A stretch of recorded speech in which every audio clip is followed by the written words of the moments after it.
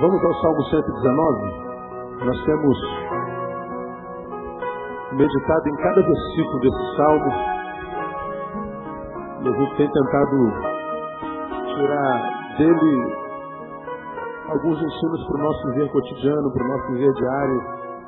E a gente tem crescido com esse salmo, que é o maior da Bíblia, né? São centenas de versículos e todo o capítulo dividido em salmos em estrofes de 8 versículos.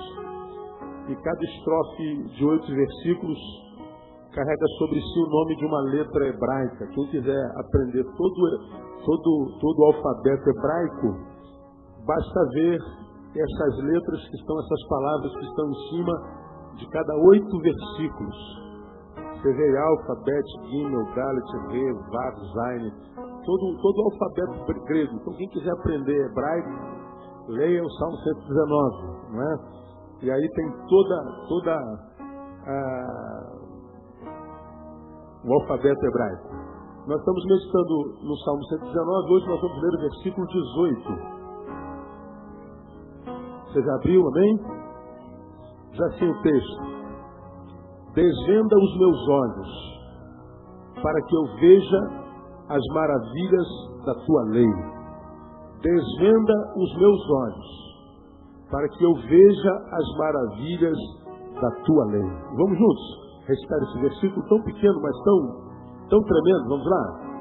Desvenda os meus olhos, para que eu veja as maravilhas da tua lei. Vamos uma vez mais? Vamos lá?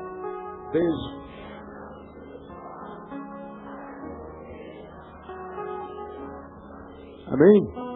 Senta um pouquinho. Mais uma oração de Davi. Mais uma oração do salmista. Na quarta-feira passada, nós lemos o versículo 17. Faze bem ao teu servo, para que eu viva, assim observarei a tua palavra. Isso é uma oração que ele faz. Deus, eu quero o teu bem, eu quero a tua bênção. Porque a minha vida só se torna vida, a minha existência só se torna vida. A minha vida só encontra sentido quando está debaixo da tua bênção, debaixo do teu bem. E eu quero que tu me abençoes para que eu viva, mas a minha vida tem um sentido. Eu quero viver para observar a tua palavra. Eu não quero a vida pela vida. Eu quero uma vida só para que os outros percebam que eu tenho a vida. Não quero a tua bênção só para que os outros me invejem e digam que homem é abençoado. Eu não quero honra de homens. Eu quero vida para que eu possa observar a tua lei. Aí falamos sobre isso lá. Nesse versículo 18, ele faz uma outra oração. Ele está dizendo: Pai, desvenda os meus olhos. Tira essa venda que está nos meus olhos. Ele está dizendo: eu não estou conseguindo ver as maravilhas da tua lei. Não estou conseguindo ver as maravilhas da tua palavra. Eu não estou conseguindo perceber a magnitude, a grandeza daquilo que procede da tua boca, está registrado no teu livro. Por isso, desvenda os meus olhos. Esse texto é muito interessante, irmão, porque tem muito a ver conosco hoje. Quantas vezes na sua vida você leu a Bíblia e não conseguiu perceber Deus falando através dessa leitura? Quantas vezes você lê a Bíblia e fecha a Bíblia e sai dali com a nítida sensação de que se não tivesse aberto e lido, seria a mesma coisa, porque ter lido foi o mesmo de não ter lido. Você leu a palavra de Deus, mas a palavra de Deus não te disse nada. Já viveu essa experiência? Se a gente tiver um pouquinho mais de ousadia, a gente vai ter coragem de dizer que isso acontece na maioria das vezes que a gente lê a Bíblia, ou não? Na maioria das vezes que você lê a Bíblia, e a gente lê a Bíblia pouco, pergunta ao irmão que está do seu lado: você lê a Bíblia suficientemente? Não, crente não lê a Bíblia. Que vergonha, né, gente? Que vergonha. É verdade. A gente dá um monte de desculpa para isso, mas diz assim: não, minha devocional é diferente, pastor. Minha ligação com Deus é assim na rua. Eu não paro para ler a Bíblia porque conversa fiada. Você não está bem com Deus. Eu também converso com Deus na rua, no carro, na moto, no caminho, no banheiro, tomando banho. Mas eu preciso me relacionar com Deus, sendo que esse relacionamento seja só com Ele e não com a multidão de gente à minha volta, não no trânsito, preocupado com o carro da frente ou com a árvore atrás. Hoje eu dei uma pancada no árvore. Quem botou aquela árvore ali, né? Misericórdia. Aí eu preciso me relacionar com Deus sem me preocupar com a árvore atrás. Eu preciso me relacionar com Deus andando no caminho, mas eu preciso me relacionar com Ele sem que eu me preocupe com um buraco na frente, sem que eu esteja preocupado com as adversidades da vida. Eu preciso me relacionar com Deus num tempo em que aquele tempo seja só dele, de mais ninguém. Aí esse texto diz assim: Senhor, eu não estou conseguindo ouvir Tu falares através da Tua palavra. A Tua palavra não tem se transformado em vida na minha vida. Eu, quando abro a Tua palavra, eu leio um livro como se fosse qualquer outro. E porque isso se repete na minha vida, é o que eu entendo Davi dizendo, eu tenho desistido de ler. Eu tenho perdido o ânimo, porque quando eu leio, eu não consigo ver as maravilhas da Tua lei. Aí ele diz assim, e eu entendo que não é porque a Tua lei deixou de ser maravilhosa, não é porque a Tua palavra deixou de ser vida, poder e graça, é porque eu entendo que os meus olhos estão vendados. Há alguma coisa entre a minha pessoa e a Tua palavra que me impede de perceber a maravilha, porque ele está dizendo, para que eu veja as maravilhas, ele está dizendo, a Tua lei é maravilhosa, a Tua palavra é maravilhosa, a Tua palavra é tremenda. Ele não ouviu os apóstolos dizendo, não, mas eu tenho certeza que ele concordaria em dizer que a Tua palavra é o nosso alimento. Ele também diz que lâmpada para os meus pés é a Tua palavra e luz para o meu caminho, mas ele está dizendo, Senhor, eu não estou conseguindo ver. Ela está perdendo o brilho, ela está perdendo a beleza, ela está perdendo a significância. Eu estou me distanciando dela, eu não consigo ver, eu tenho estado cego para ela, eu vejo tantas coisas. Os meus olhos são tão ligeiros e tão nítidos para ver o mal na terra, para ver a corrupção dos homens, para ver a violência da humanidade, para ver o que de ruim acontece. Eu consigo ver um cisco no olho do meu irmão, na vida do meu irmão. Eu consigo ver mal, mas sem pedir para ver. Ele passa 100 por hora, eu vejo. Eu leio a palavra maldita, mas quando eu me deparo com a Tua palavra, eu não consigo percebê-la como palavra Tua. Ela não passa de letras, ela não passa de logos. É que vida adianta aqui. E veja se a gente não se identifica com esse negócio aqui. E se a palavra de Deus é o nosso alimento, se a palavra de Deus é a nossa lâmpada, lâmpada para os meus pés, ou seja, o que ilumina o meu caminho. Ela é lâmpada, veja, lâmpada é algo que ilumina imediatamente, é num lugar, ela é local. Lâmpada, ele está dizendo, lâmpada para o pé, é para o dia a dia, para o passo a passo. Ele está dizendo, Senhor, a Tua palavra é o que ilumina cada passo meu, aqui no meu futuro imediato. Mas ela também é luz para o caminho. A luz, você pode interpretar também nesse versículo como holofote, que ilumina mais longe. Ele está dizendo, a Tua palavra ilumina o meu dia a dia, mas é a que ilumina os meus amanhãs também. É a Tua palavra que me impede de cair nos abismos, nos precipícios da vida. A Tua palavra é fundamental. Mas eu não tenho conseguido perceber a maravilha dessa Tua palavra. Aí ele ora e diz assim, Senhor, desvenda os meus olhos.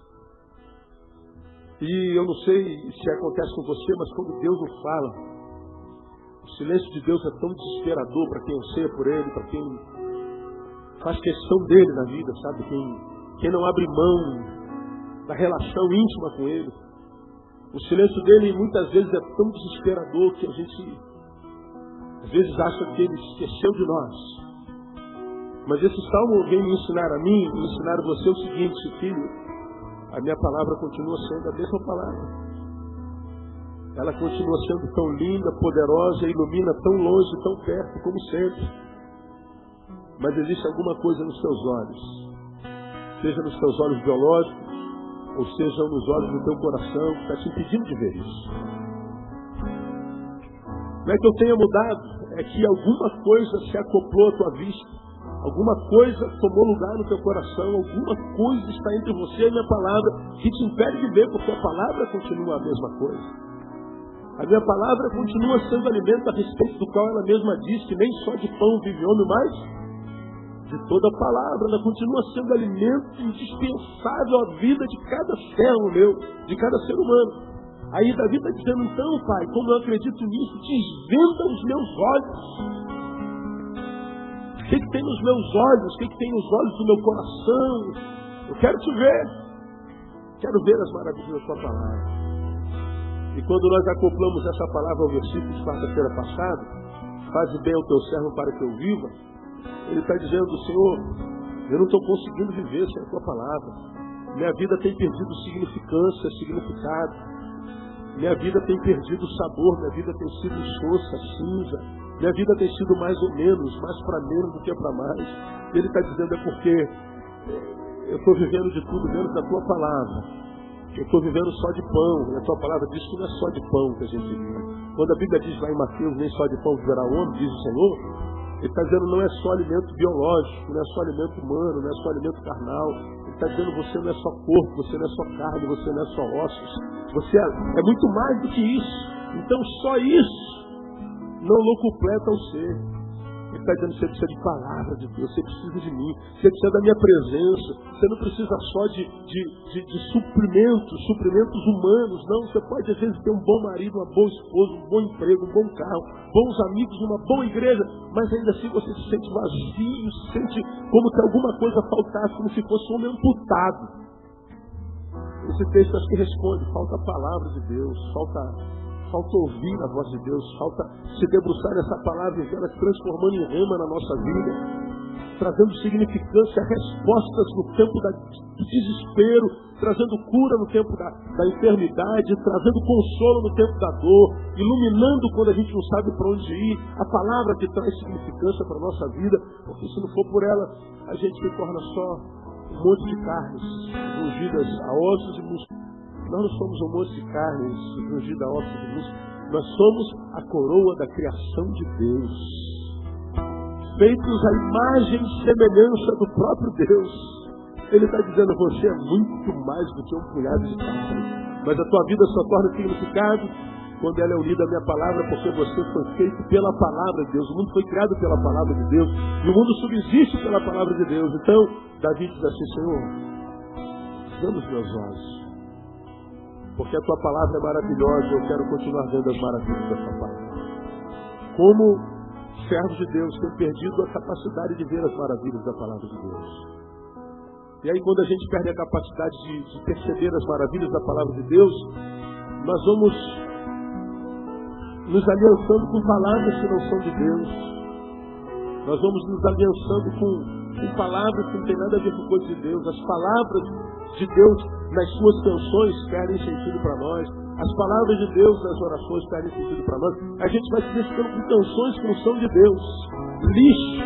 Somos uma geração que consome lixo. E tem lixo até dentro da igreja hoje. E a gente está acostumado com lixo. Deus não te criou para viver no lixo, irmão. Deus te criou para que você tivesse uma vida abundante, vida com excelência. Mas Ele está dizendo só pela palavra. E como esse lugar aqui onde eu estou está carente de palavras, irmãos. Hoje nós somos uma igreja no Brasil que só prega costume, dogma, tradição. Mas não prega palavra que te ajude no dia a dia, no cotidiano, nas crises do ser. Falta a palavra de Deus, palavra de Deus. É por causa disso que a humanidade está como está, a igreja está como está. Então, minha oração sobre a tua vida nesta noite, minha palavra profética sobre a tua vida é que se há venda nos teus olhos, seja os teus olhos biológicos, seja nos olhos do teu coração, que o Senhor possa tirar nessa noite no nome de Jesus, e que faça brotar no teu coração aquela paixão que um dia houve no teu coração pela palavra de Deus. E que você possa, a partir de hoje, em nome de Jesus, toda vez que você abrir esse livro possa falar contigo profundamente. Porque eu não sei se você percebe, mas às vezes quando a gente consegue ver a maravilha da palavra de Deus, um versículozinho tão pequenino como esse fala tão profundamente ao nosso coração, não é? Às vezes eu fico encantado, irmãos, às vezes eu estou na minha devocional, um versículozinho que você olha assim e fala, cara, será que tem alguma coisa pregada nesse versículo? Será que tem alguma coisa que Deus fala através disso aqui? Aí você pega um versículozinho e faz um sermão. E às vezes eu acabo de pregar aqui e falo assim, Deus, 2 palavras no versículo, tu falaste durante 1 hora com a gente. 1 hora. Como é que pode uma coisa dessa? É porque a palavra de Deus é maravilhosa, né? Às vezes, quando a gente está com venda, a gente lê um capítulo todinho e não tira nem uma letra. Quando a gente está sem venda, você pega 2 letras, parece que você lê um livro inteiro. Não é que a palavra de Deus mudou, é por causa da venda nos olhos. Ah, Deus, tire a venda dos meus olhos todo dia.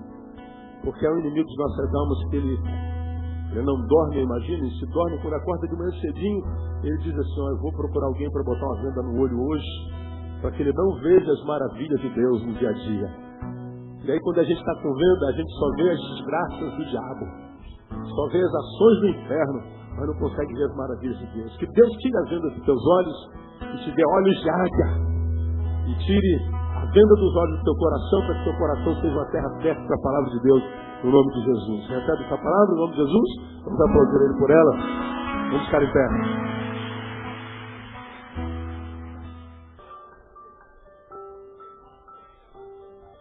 Vamos a Efésios capítulo 6, capítulo 4.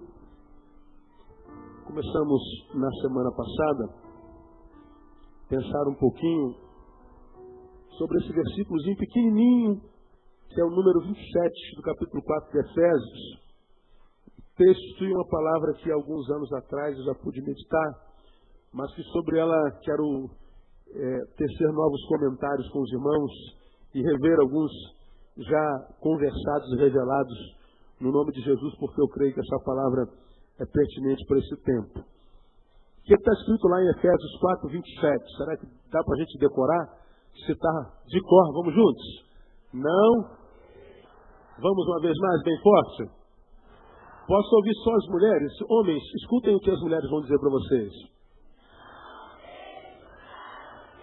Homens, digam a mesma coisa para as mulheres. Mulheres, ouçam. Muito bem, a palavra diz, não deis lugar ao diabo.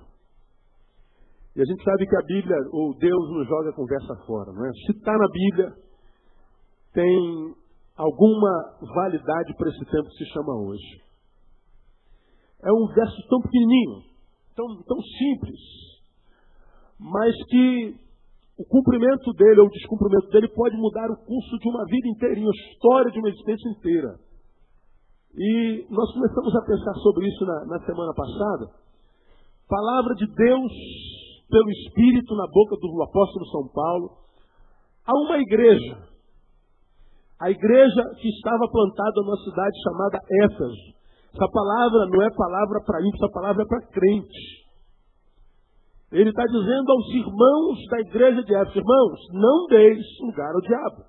Aí nós começamos a pensar sobre isso na quarta-feira passada. Por que Paulo dá uma palavra dessa sobre a igreja? Por que ele libera uma palavra dessa? Por que Deus coloca uma palavra dessa na boca do apóstolo para uma igreja? Não deis lugar ao diabo.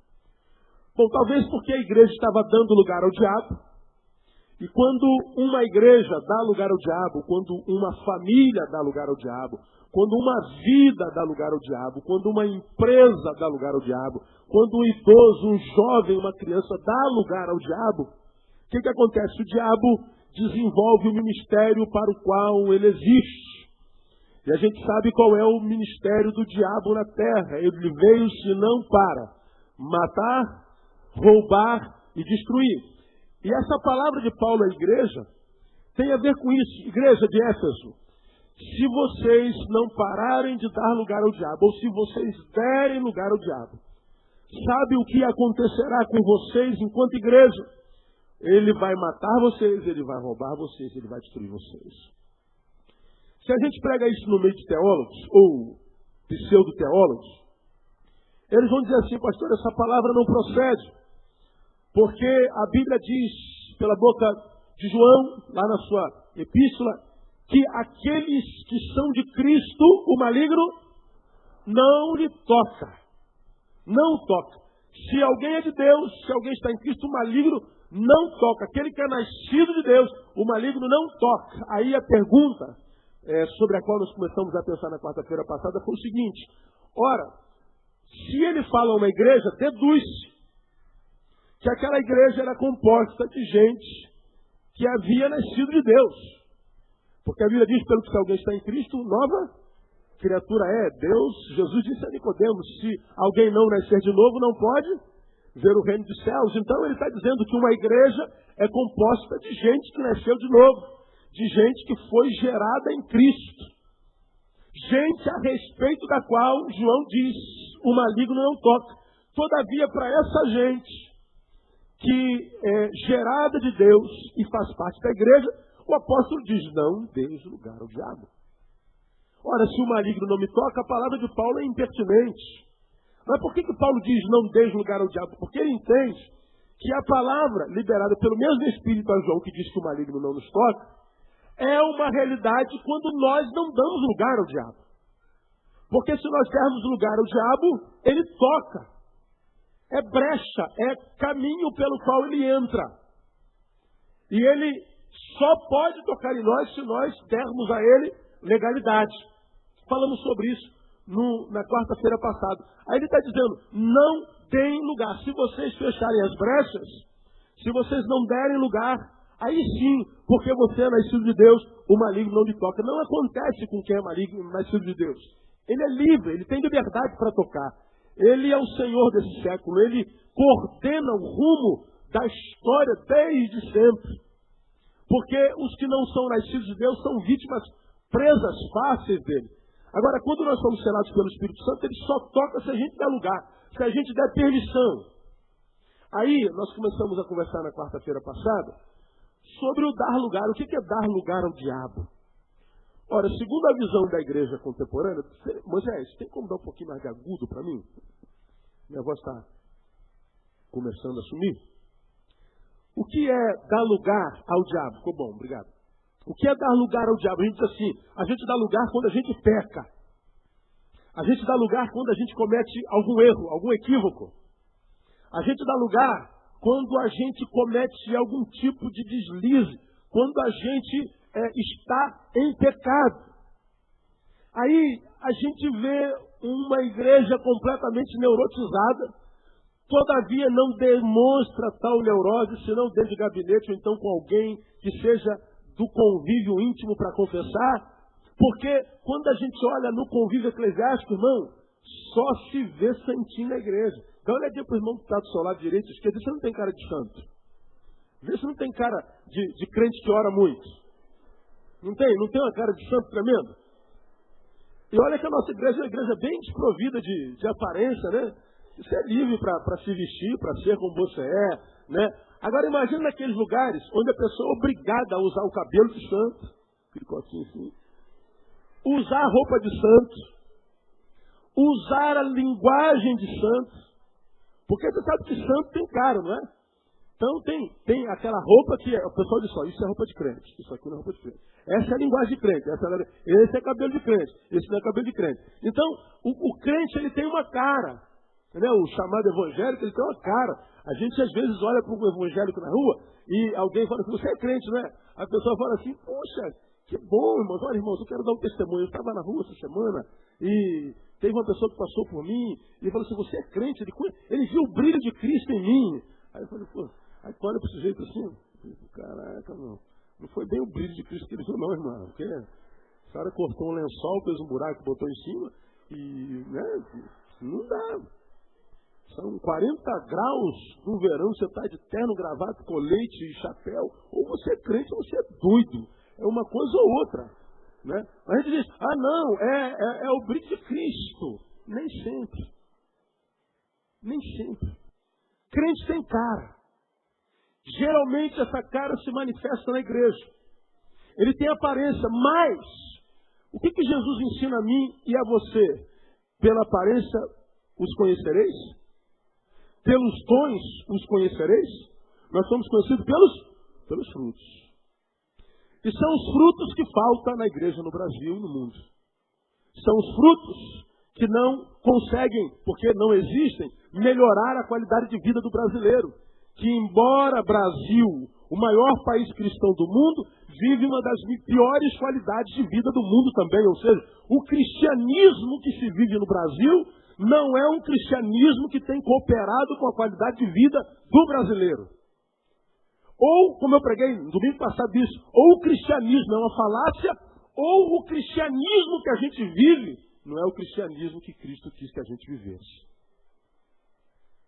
Aí, esse texto está dizendo que o cristianismo que a gente vê no Brasil, o evangelicalismo, o evangelicismo que a gente vê no Brasil, ele está formatado em cima de comportamento. Ele está formatado... Eu atendi alguém ontem à noite, aí eu atendi no gabinete do pastor Denilson, que o meu gabinete, tchau, já foi, né? Está tudo no chão lá. Aí a pessoa subiu a escadinha, aí eu estava de calça jeans, estava com a camisa de esporte. A camisa era aquela, Tamara? Ao dedo dos ventos aí, dizem que está na moda esse negócio. Eu ganhei, nem sei se está na moda, está fora da moda. Aí, tenta aí outro, assim, pai, alguém dos ventos aí. Eu falei, daí, filho? Isso, tá na moda, vai, então legal, tô na moda, né? Tal. Aí eu tava de calça jeans, de camisa ao dedo dos ventos, né? Nunca ouvi falar nisso na minha vida inteira, tô velhando, mas tava na moda. E tava de tênis. Aí entrou o irmãozinho no gabinete, eu falei, boa noite, pode chegar. Aí ele falou assim, o senhor que é pastor? Aí eu falei assim, depende do que o senhor entenda como sendo pastor. O que é um pastor para o senhor? Aí ele falou, não, sou desculpa e tal. Não, mas o que é pastor para o senhor? Aí ele falou, não, deixa pra lá, pastor, vamos lá. Aí, não, vamos aproveitar para aprender, né? Bom, se pastor for alguém que tem uniforme, como por exemplo um terno, uma gravata, um sapato assim, assado, BPP, parapapá, PPP, bom, eu não sou pastor. Se pastor é alguém que tem uma linguagem muito especial, sempre sacrossanta, e que está sempre preocupado com a sua postura, com a sua performance, botando o dedo na cara dos outros, dizendo o que deve, o que não deve fazer, bom, eu não sou. Agora, se pastor for alguém que tem misericórdia no coração, para ouvir até quem não conhece, né? Se o pastor for alguém que tem misericórdia no coração, para abençoar, independente de quem seja, para mostrar caminhos, e orar junto, e estar disposto para que ajudar a vida de alguém se transformar em vida que vale a pena, você pode contar comigo que eu sou pastor, você pode ter certeza. Tivemos um papo abençoadíssimo. No final do papo ele me deu um abraço, falou assim, pastor, nunca pensei pastor dessa forma.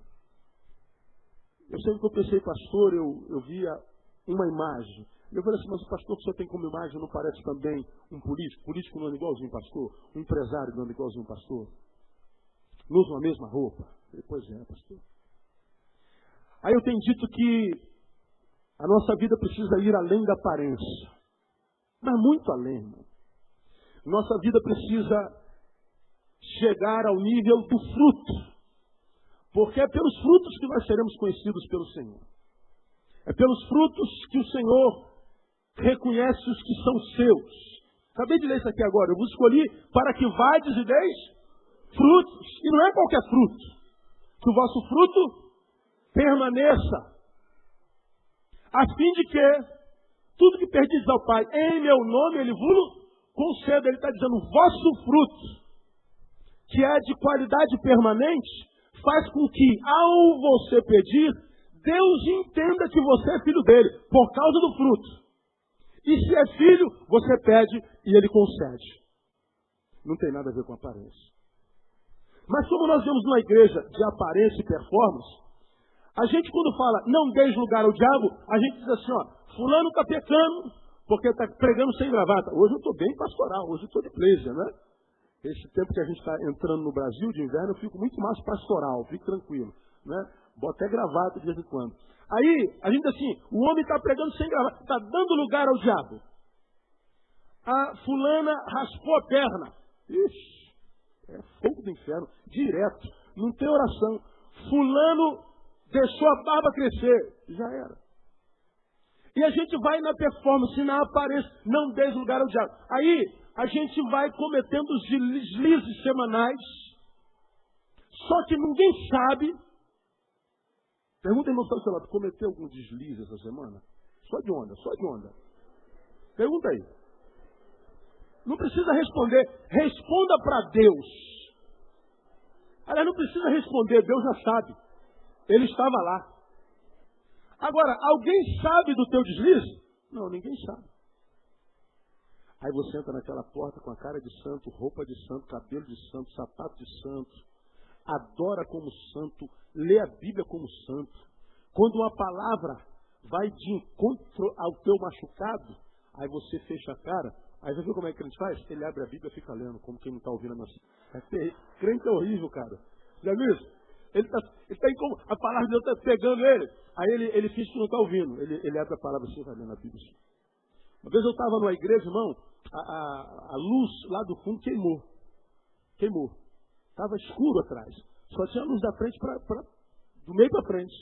E o pastor estava pregando que era uma bênção.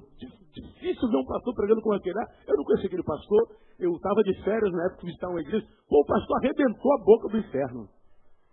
Aí a luz, não sei o que houve na luz de trás, acabou. E tinha uma irmã do meu lado incomodada. A mulher não parava no sermão. Eu falei, Senhor, toca na tua serva. Sou para curar. Cura no nome de Jesus. Tua palavra é espada, tua palavra é remédio. Vai curando. Aí a luz escura. Ela pegou a Bíblia e ficou assim na Bíblia. Aí eu olhando para ela, falei, meu Deus, o que essa mulher está lendo com essa escuridão toda? Não estava lendo nada. É porque quando a palavra é verdade contra nós, se nós somos discípulos, nos submetemos, se nós não somos, nós reagimos a ela. Nós abrimos mão de ouvi-la. Ao invés de permitir que a palavra nos julgue, nós preferimos julgar o pregador. A gente vai contra a palavra de Deus. E aí, a gente tem ouvido muito de dar lugar ao diabo como sendo prática de pecado. Cometer alguns delitos. Aí a gente vê um monte de gente de Deus, que ama a Deus, que é extremamente sincero no seu amor ao Senhor, mas que porque cometeu algum deslize na semana, estava lá o acusador disse assim, você não tem moral para entrar naquela igreja quarta-feira. Não vai me dizer que tendo cometido o que você cometeu, feito o que você fez, mas você vai ter coragem de entrar e sentar lá no meio daquela gente e ouvir o sermão do pastor Neil. Aí você diz assim, porque é honesto, porque é sincero no teu amor diante de Deus, você diz assim, é verdade. Eu não tenho moral para estar sentado lá dentro daquela igreja. Aí, por causa da tua sinceridade, da admissão do teu pecado, o que você faz? Você não vem à igreja. Eu não mereço estar lá. Eu não tenho vida para estar lá. Eu não tenho moral para estar lá. Quem sou eu para dentro daquele? Porque veja o que eu cometi. Veja o que eu fiz. Eu não consigo vencer essa fraqueza. Eu não consigo vencer essa minha tendência. Eu não consigo sobrepujar esse meu calcanhar de Aquiles. Então o que eu vou fazer? Eu vou me afastar da igreja de Deus. Aí sabe o que acontece, irmão? Você está equivocado. Mas equivocado por quê? Aí você deu brecha. Porque a brecha não é a priori brecha quando erramos.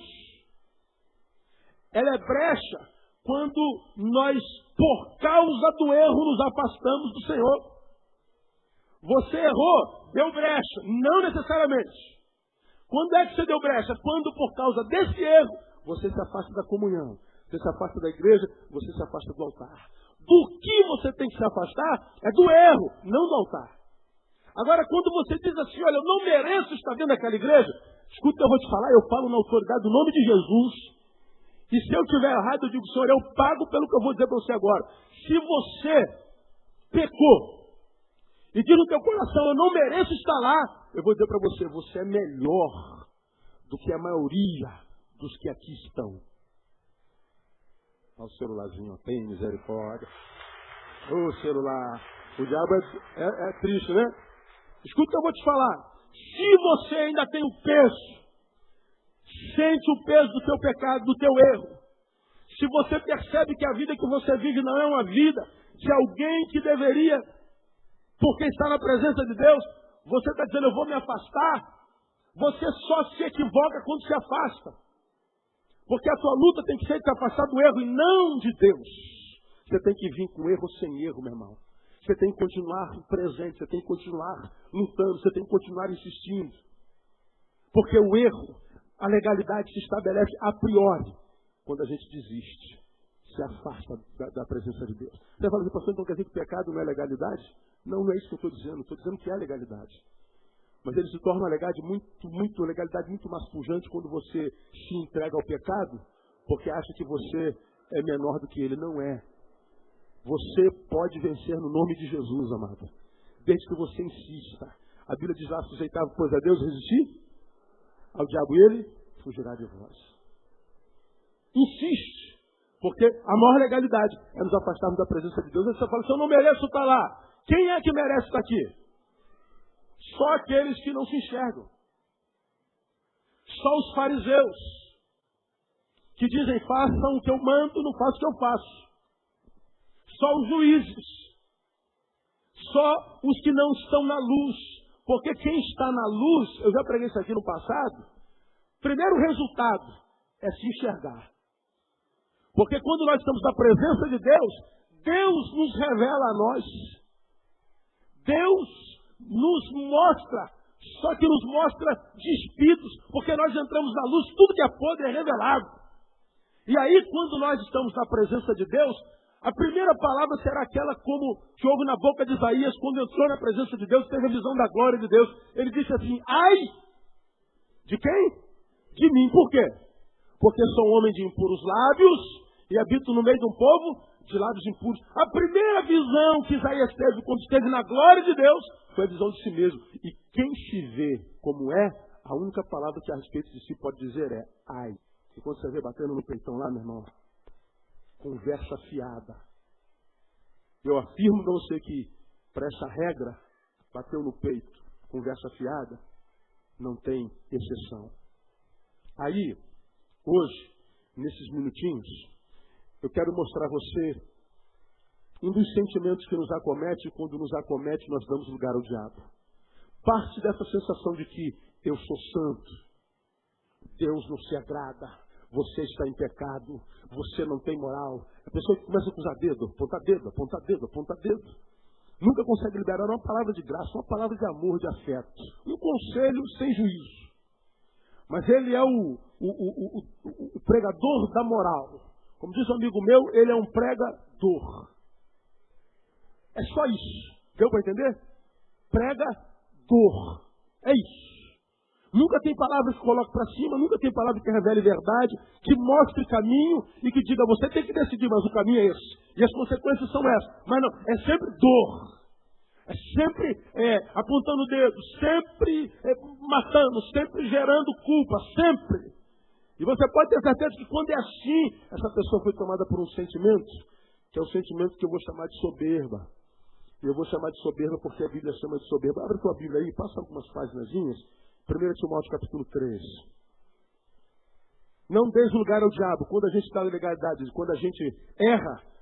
Sim, mas a pior legalidade é errar e por causa do erro se afastar da presença de Deus. Porque se você acha que não tem moral para estar aqui, saiba, ninguém tem. Todos nós estamos aqui por causa da graça, por causa da misericórdia. A palavra de Deus diz que se não fosse a misericórdia do Senhor, já como Sodoma seríamos e como Gomorra já pereceríamos. Não é por causa da misericórdia do Senhor que nós não somos consumidos, diz a sua palavra. Aí, todos nós estamos aqui pela graça. Se estamos pela graça, não temos como julgar alguém por causa do seu erro, se não estender a mão. Se ele não quiser estender a mão, você tenta a segunda vez. E se ele não aceitar a segunda vez, você deve considerá-lo como gentio e publicano, diz a palavra. Ao homem faccioso, depois de uma ou outra demonstração, evita-o. Mas o nosso papel primeiro é estender a mão. Porque todos pecaram, destituídos estão da glória de Deus. E se estamos de pé de novo redimidos, é pela graça e misericórdia de Deus. Não por mérito nosso. Ninguém é melhor do que ninguém, mesmo que alguém pense sê-lo. E quando alguém pensa sê-lo, se ensoberbeceu, vamos ver o que a Bíblia fala sobre a soberba. 1 Timóteo, capítulo 3, versículo 6, lemos esse versículozinho na semana passada. Não neófito, para que não o quê? Se ensoberbeceu. Uma vez que se ensoberbeceu, venha o quê? Cair na condenação de quem? Do diabo. Soberba, palavra latina, superbia. Seu prefixo é super. Então, soberba é super alto, é elevado, elevação, orgulho excessivo, arrogância, presunção, é se ver além de todos. É olhar para si e dizer a respeito de si, ainda que inconscientemente, não há igual. É você se olhar no espelho e dizer, não há igual, eu sou único. E quem diz eu sou único está dizendo, eu sou unigênito. Olha que coisa, irmão, interessante. O texto diz, que nós acabamos de ler, que a soberba nos leva a cair. Soberba, elevação. E diz que quando a gente se eleva, a gente cai. Cai na condenação do diabo. Qual foi a condenação do diabo? Relembrando a vocês. Isaías 14. Isaías 14. Verso 12.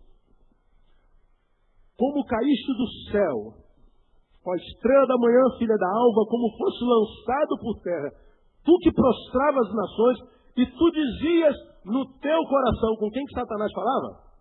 Ele era um querubim, um anjo poderoso, era um anjo que trabalhava em territórios, ele prostrava nações, era anjo de guerra, era um adorador do Altíssimo.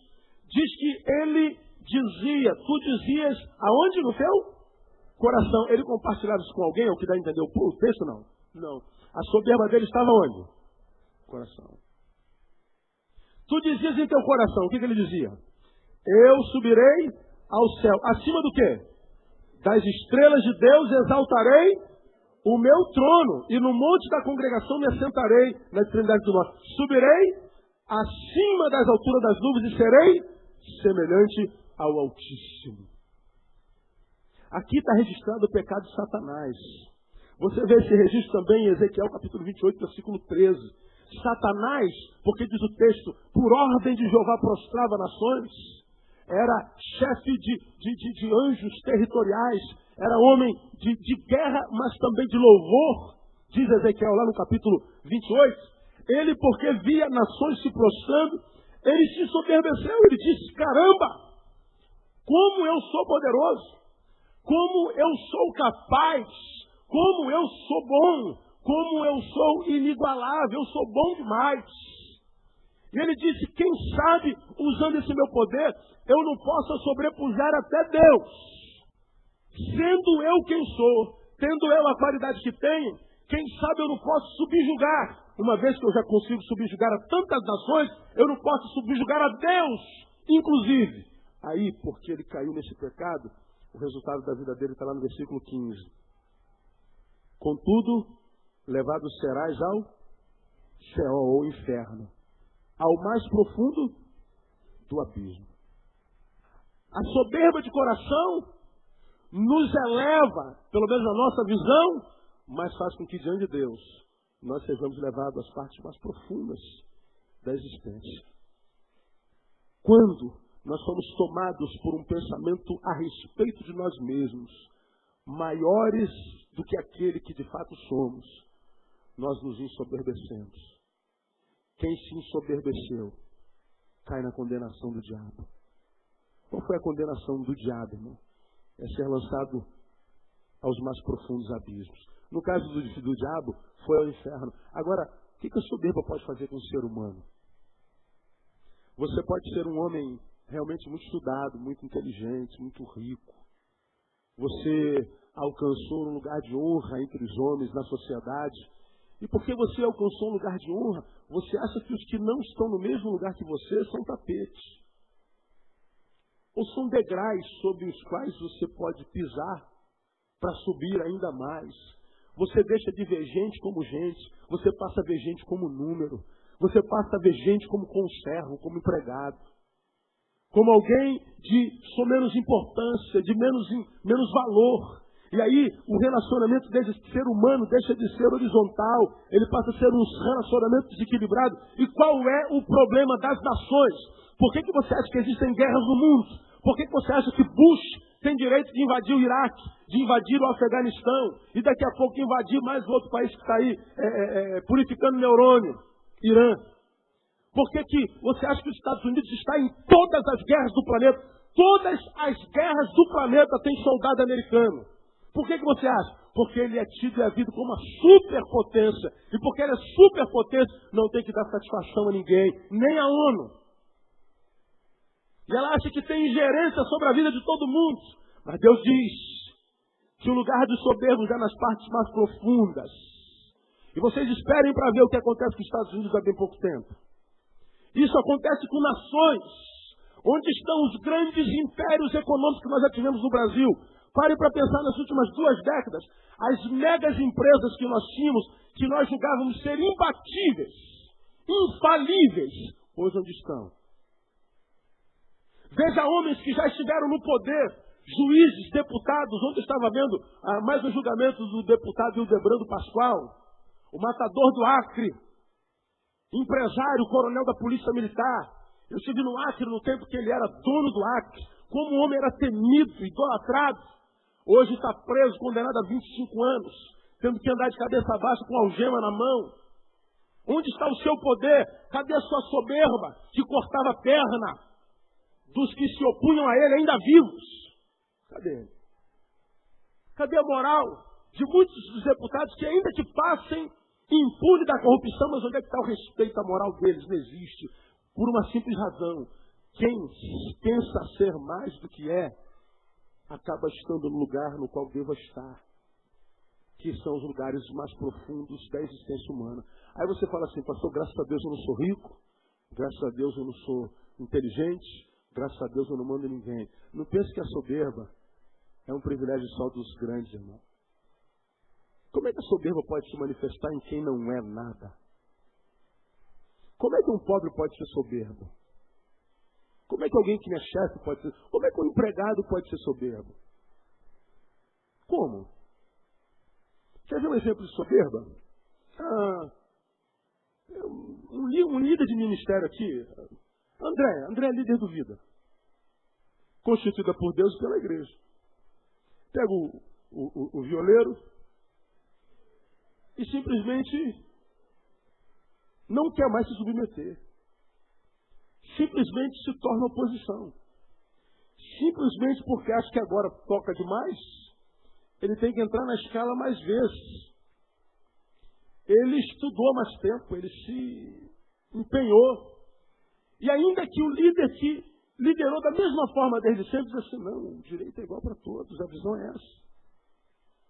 Mas aí ele se soberbeceu porque agora ele é o melhor violonista da igreja. E aí acha que não tem mais que se submeter. Eu não preciso mais dessa gente.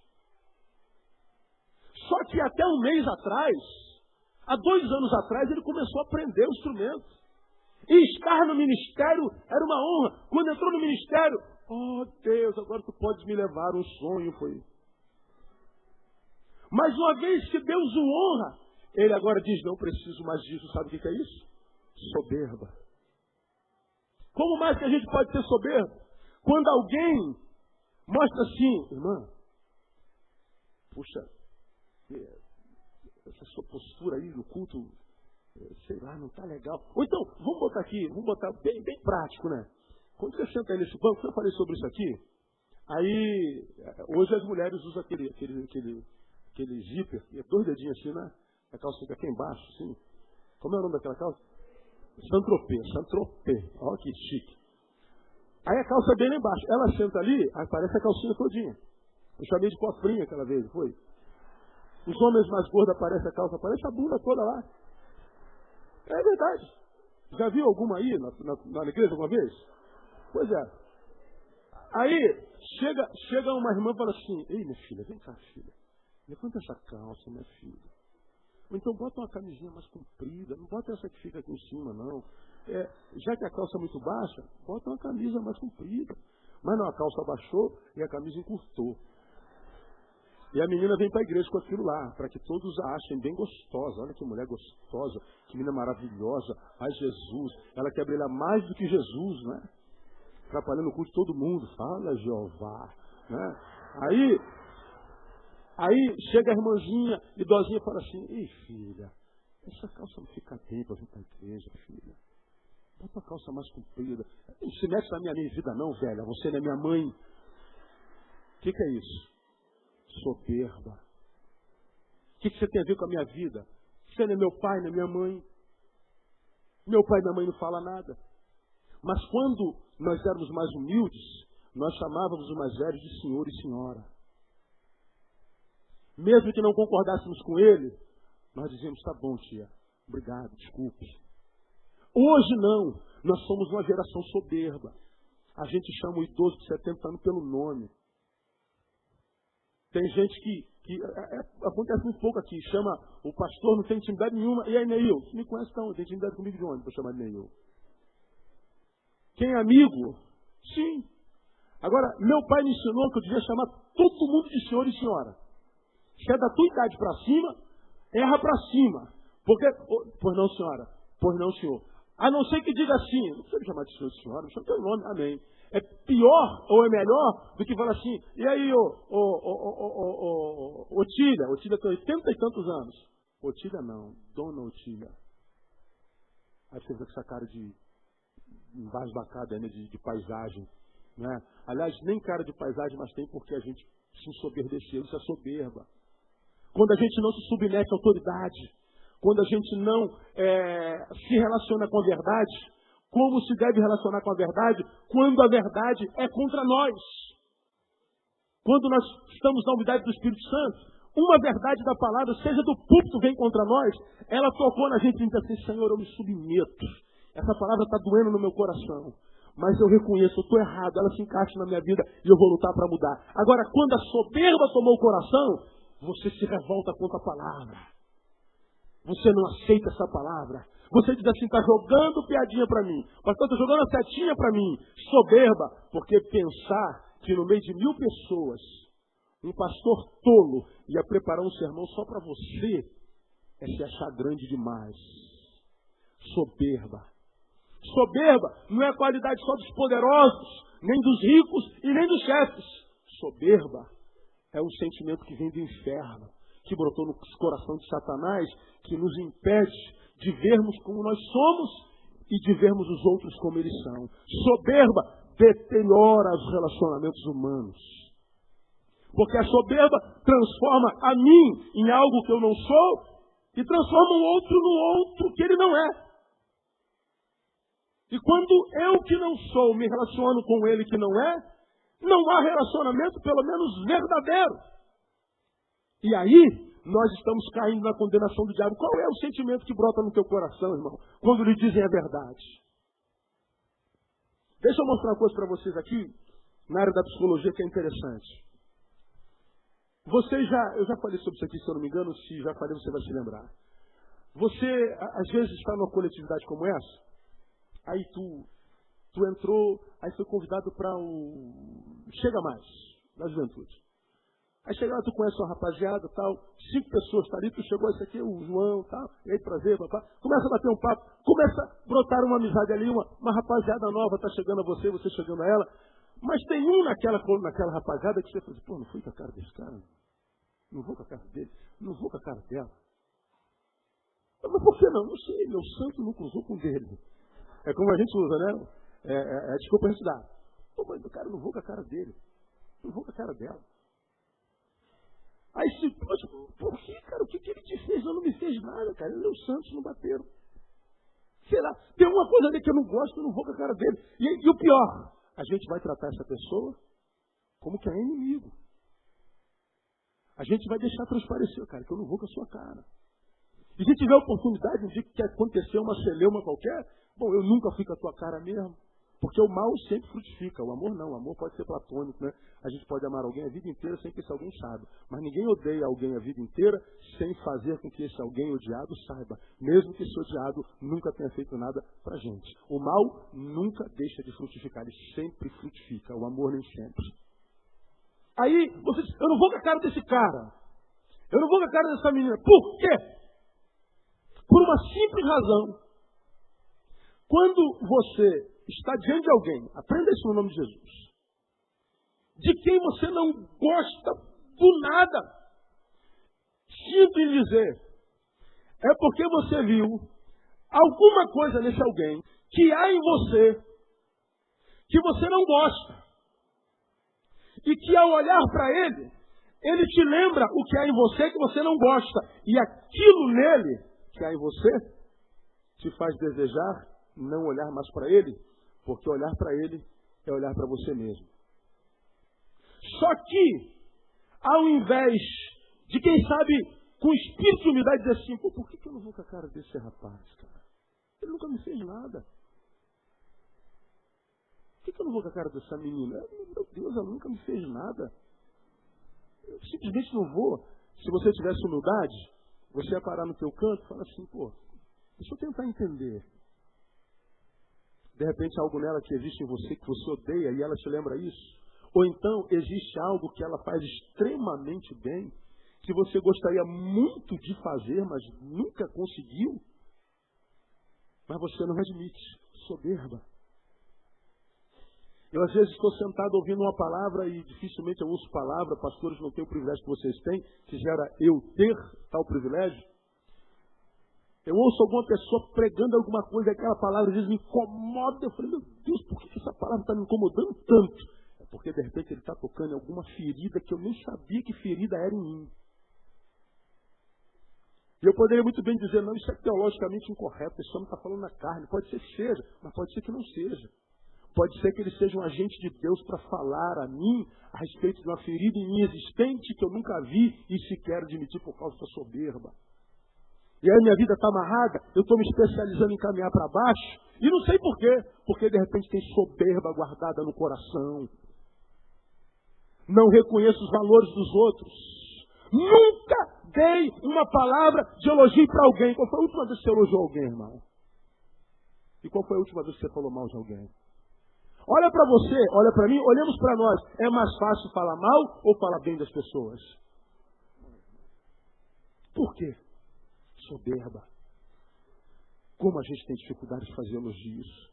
Como a gente tem dificuldade de dizer, rapaz, você foi muito bem nesse solo que você fez, nessa palavra que você deu, nesse seu tempo. Olha, você me abençoou muito, muito obrigado. Deus te abençoe. Mas se alguém fizer errado, pastor prega aqui 1 hora, se ele falar uma palavra em português errado, acaba o sermão, tu viu aquela rachada que o pastor deu lá hoje, cara? Misericórdia, caraca, nós é pesado, né?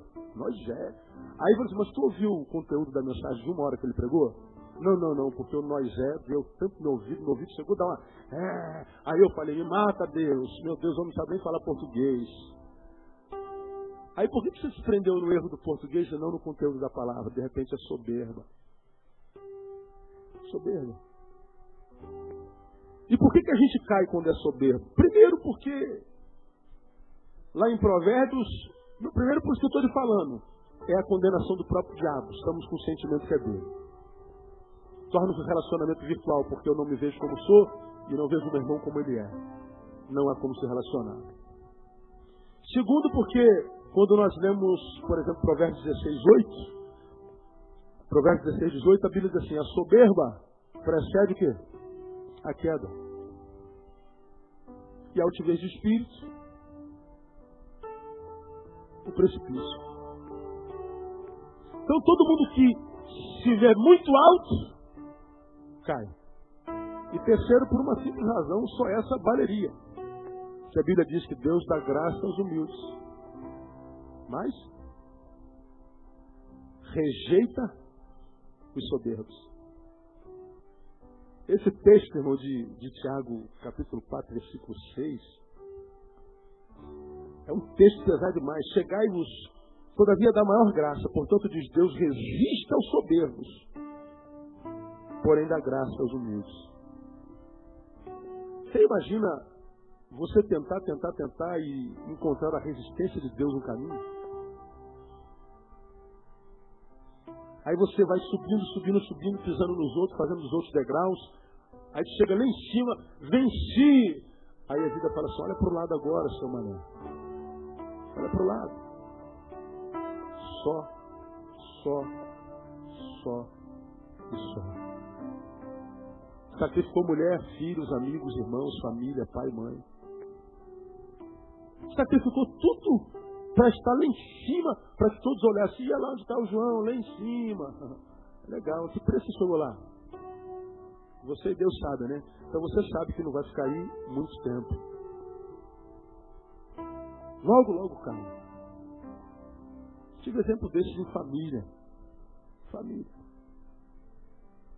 A respeito dos meus irmãos, quando muito prosperou, eu disse para minha mãe, quando ele não quis receber minha mãe em casa. Não, não vou receber minha mãe porque, inclusive, todo mundo só quer meu dinheiro. Aí deixou de receber até a mãe. E eu falei pra minha mãe, mãe, prepara para ver o que vai acontecer com esse seu filho. Mano, deu um ano. Perdeu tudo o que tinha e até o que não tinha. Aí quando ele estava lá no fundo, quando filhos estão no fundo, qual é o primeiro nome que a gente grita, irmão? Mãe. Mãe é uma bênção, irmão. Deus tem que se chamar de mãe, não é nem de pai, né? Porque Deus é uma mãe. É mãe. Mãe, essa palavra, irmão, é mágica.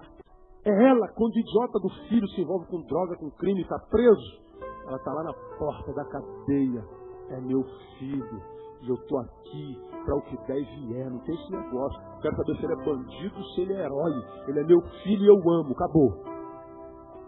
É assim que Deus é. Ele pega os humildes, porque muitas vezes Deus nos tira do lugar de honra, nos joga no lugar de desonra para trabalhar a humildade na gente. Deus às vezes permite que nós caiamos em poços, não porque Ele retirou o seu amor de nós, mas é para demonstrar o seu amor por nós. Porque Ele está dizendo que aqui dentro está lá em cima e está sozinho. Que aqui dentro está lá em cima pelo preço que você pagou. Então de repente você está aqui, meu irmão, você está num lugar que você não entende porque está aí. Você está vendo sua vida caminhar a passos largos para baixo. Você se especializou, doutor em baixologia. Olha. Está caminhando para baixo. Você está se especializando em poço. E você já esteve lá. Você já esteve num lugar de honra. Mas de repente, degringolou tudo. O que você está vendo? De repente, soberba tomou lugar no teu coração. Você ficou soberba. Você emagreceu, suas amigas não. Você passou na prova do vestibular, suas amigas não. Ou você tem um complexo muito grande, tem que se esconder atrás dessa sua agressividade, vendendo uma imagem de inteligente, de forte, de tô nem aí, que vem de baixo não me atinge. Gostou de mim, gostou, não gostou, o problema é seu, conversa fiada. Todo mundo quer ser amado, irmão. Todo mundo gosta de saber, fulano me ama. Todo mundo gosta de saber, poxa, o pessoal gosta de você, é dessa. E ninguém gosta de ouvir, fulano odeia você. Dependendo da razão, evidentemente. Porque alguém que odeia você sempre haverá, né, irmão? Pelo simples fato de você ser quem você é. Só isso. Mas a gente gosta de ser amado. Soberba, ele pode desenvolver-se no coração de quem tem, de quem não tem, de quem é e de quem não é. Ele pode se manifestar aos olhos nus ou então só dentro do coração. Dentro do coração. A gente vai possuindo coisas e essas coisas vão nos possuindo. E porque nos possuíram, nos transformam num ser que nós nunca fomos. Eu posso falar isso, irmão, com toda facilidade. Porque eu sei o que Deus faz na vida de uma pessoa que Ele abençoa. Me lembro quando nossa igreja era uma igreja pequenininha aqui, de 50, 100 pessoas. Como é o tratamento que os evangélicos dão para um pastor que tem 100 ovelhas, 50. E como é diferente o respeito que eles dão para um pastor que tem 2.000. Como o Neil de 50 tinha um trato no meio dos evangélicos, e como o Neil de 2.000, 3.000 tem outro. É incrível que por causa do que você tem, do que você angariou, as pessoas se veem diferentes. Agora, que elas nos vejam, o problema é delas. Você que não pode se ver diferente, irmão. Você que não pode esquecer de onde você veio e quem você é. Você que não pode esquecer de que tudo que você tem hoje poderá não ter amanhã. Porque é concessão de Deus. E a Bíblia diz que o Senhor dá e o Senhor tira. O Senhor põe e o Senhor dispõe. Dependendo do que você faça daquilo. E a gente vê tanta gente se ensoberbecendo, depois perde tudo. Deus, onde é que tu estava? O tempo inteiro do teu lado. Mas as coisas que eu te dei se tornaram mais importantes na tua vida. Agora segura a tua peteca aí, meu irmão. Deus te permitiu passar na faculdade. Por causa da faculdade você abandonou a casa de Deus. Diz que está estudando domingo, não vem mais para a igreja. Você estava sozinha, morria de depressão por causa da solidão, porque não tinha um namorado. Agora tem um namorado, você é amante dele. E ao invés de ganhá-lo para Jesus, ele está te ganhando para o mundo. E você não tem mais comunhão com Deus, como tinha antes de ter esse bendito ou maldito desse namorado, ou dessa namorada. Você pedia a Deus para te fazer passar no concurso, e Deus quer te fazer passar no concurso. Mas a bênção que Deus te deu te afastou do abençoador. E aí, amanhã, porque você virou as costas para o abençoador por causa da bênção, as coisas vão degringolando, você não sabe por quê. Porque Deus abençoou e a bênção se tornou mais importante. Tenho visto gente que Deus está abençoando, Deus está honrando, mas as coisas que Deus dá se tornam mais importantes do que Deus. Você se lembra que orava muito mais a Deus quando não tinha, quando sentia dor. Agora que tem prazer, ora menos. Soberba. E há muitos aos quais Deus não abençoa porque conhece o coração. Deus sabe que se der essa bênção, você perde a comunhão. Deus sabe que se liberar esse vinho novo sobre esse odre que você é, esse vinho arrebenta você. Deus retém até que teu odre esteja restaurado. E essa palavra aqui você pode entender, minha irmã que está solteira e doida para casar, pode entender o marido como um vinho novo. Você, irmão que está doido para casar, pode entender essa esposa como um vinho novo. Deus retém porque você não está preparado para ter um marido como esse que você pede, para ter uma esposa como essa que você pede, para ter a honra de trabalhar num lugar como esse que você pede a Deus, para fazer o que você pede a Deus para fazer na igreja. Você não tem condições, Deus sabe, você que não admite isso. E a gente vai andando frustrado no caminho como quem diz, Deus não me ama mais, Deus não me ouve. Deus ama, e ama de tal forma, ao ponto de reter a bênção para que essa bênção não arrebente você. Essa é uma palavra grave, irmão, não é uma palavra que se gosta de ouvir, mas não deixa de ser verdade por causa disso. Se no teu coração houver umidade, fala assim, Deus, tu pode me abençoar com 1 milhão, que eu vou continuar fiel ao Senhor. E se o Senhor me tirar tudo, eu continuo fiel ao Senhor. Porque eu quero ter no meu coração a mesma intenção e sentimento que o apóstolo tinha quando me fez dizer que a minha graça te basta. Ou me fez ouvir, a minha graça te basta, e ele acreditou. Porque a graça de Deus basta. Agora o que acontece com muitos de nós hoje, irmão? A gente não sabe lidar com a bênção. Deus abençoou. Conversamos sobre isso hoje, irmão. Casal querido nosso, aliás, 2 casais. Até 3 meses atrás, passando assim pelo vale da sombra, Deus prosperou. Você sabe que abrir a janela do céu e derramar dinheiro, choveu dinheiro, assim. Chover, dizendo chuva de dinheiro. Aconteceu com isso. Cadê ele?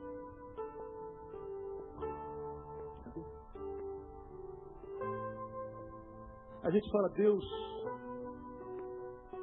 guarda o nosso coração para que ele não seja possuído pelas coisas que nós possuímos. Para que nós não pensemos que tudo que temos por causa da nossa sagacidade e capacidade. É graça de Deus, irmão. É graça de Deus.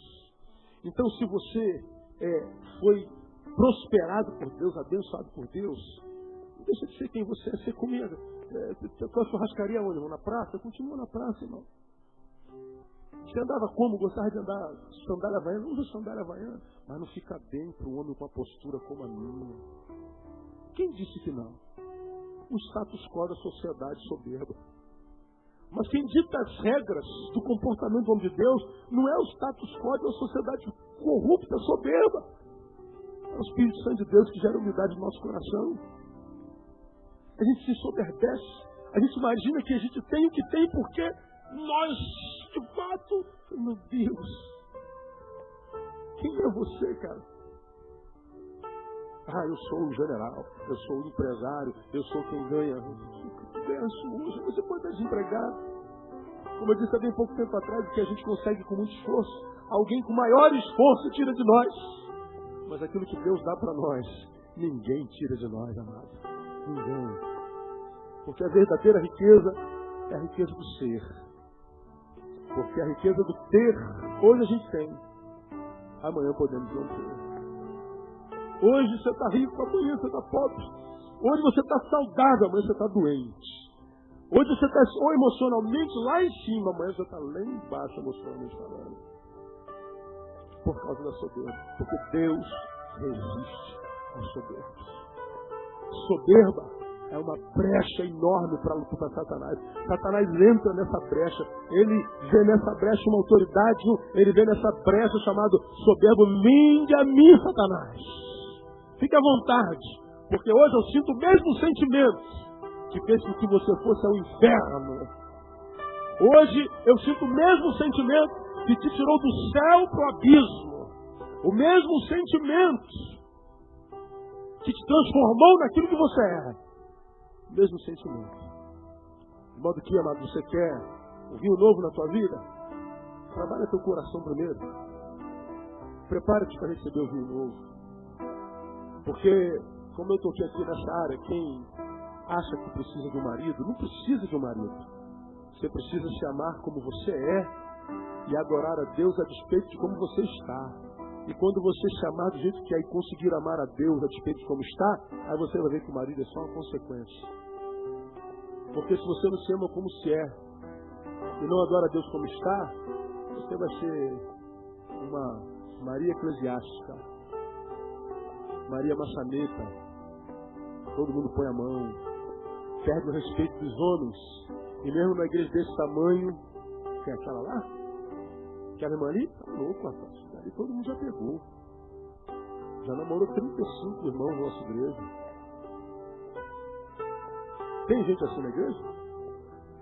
Não aqui, né, irmão? Não, né? Pastor, ninguém me respeita. A irmã se respeita? Irmão se respeita?